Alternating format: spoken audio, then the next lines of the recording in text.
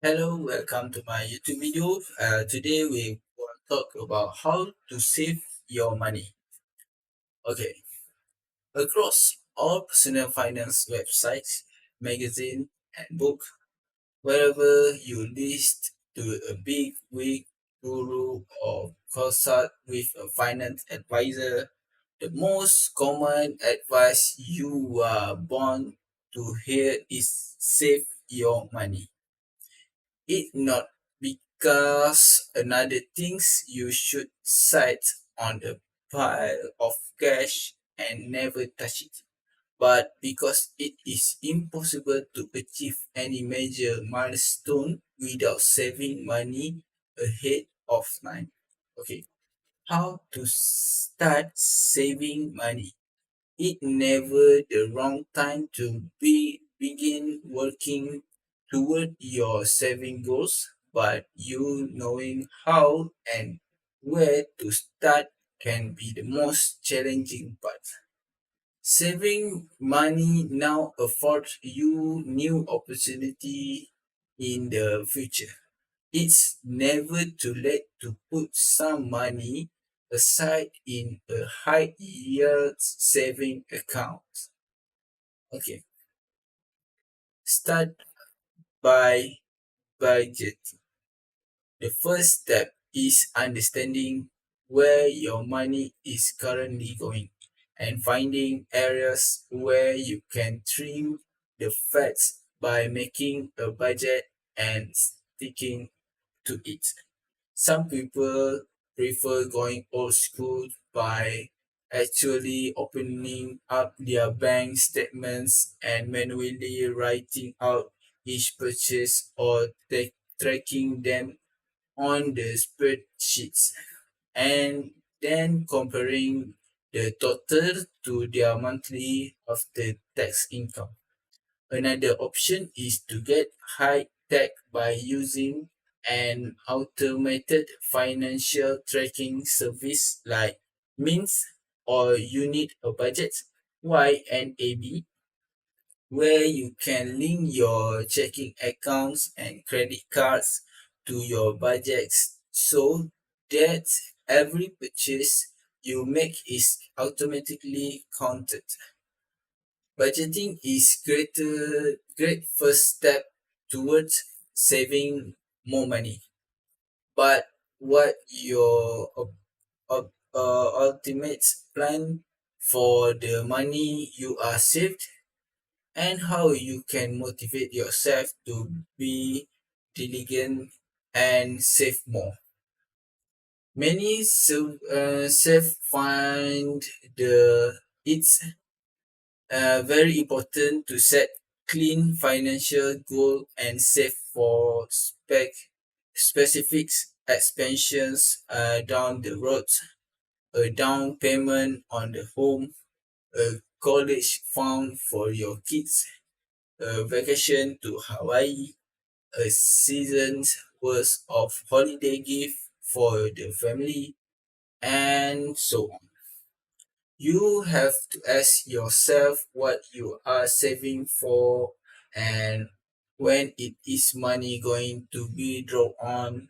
Say Johnny Pixton, CFP, Senior Financial Advisor, Venture Person Advisor Service. Okay, next is Boots and Emergency Fund. If you are brand new to saving money, your first move should to be build an emergency saving fund. Identity uh, an emergency fund should cover 3 to 6 months worth of non-discretionary spending, meaning a combination of your fixed payment like rents or mortgage plus the average monthly cost for bills, groceries, transportation, and other unforeseen but investable expense. Basically, to the total cost of all your needs and none your what you want. As for the to put that money, a high yield saving account is your best option because the interest that occur is typically higher than the normal bank account. An online saving account is also easily accessible but not too easy that it will be tempting to pull from the spend on non-necessaries. A great option is Alice High Yield Saving Account, which pay 0.6% as November 2020, has no monthly service fee, and it's completely online, which can help you avoid temptation to pull out any cash impulsively. Okay, your goal should be put around 10% of each payment into emergency fund until it's fully funded. But any amount higher than zero is good. An easy way to start getting in the habit of saving is to automatically send a manageable percentage of your income to a high yield saving account and then set the target goals of increasing the saving amount every few months. For example, you should rotate 3% of your monthly income into a saving account, then increase to 6% in the 3 months, and then up to 10% 3 months after that. Of course, depending on your income and budgets, you might be able consistently saving more than 10% and put up your emergency fund more quickly. Okay. An emergency fund is an essential part for everyone financial plan. Okay. Next is save your retirement. Do you work for full time?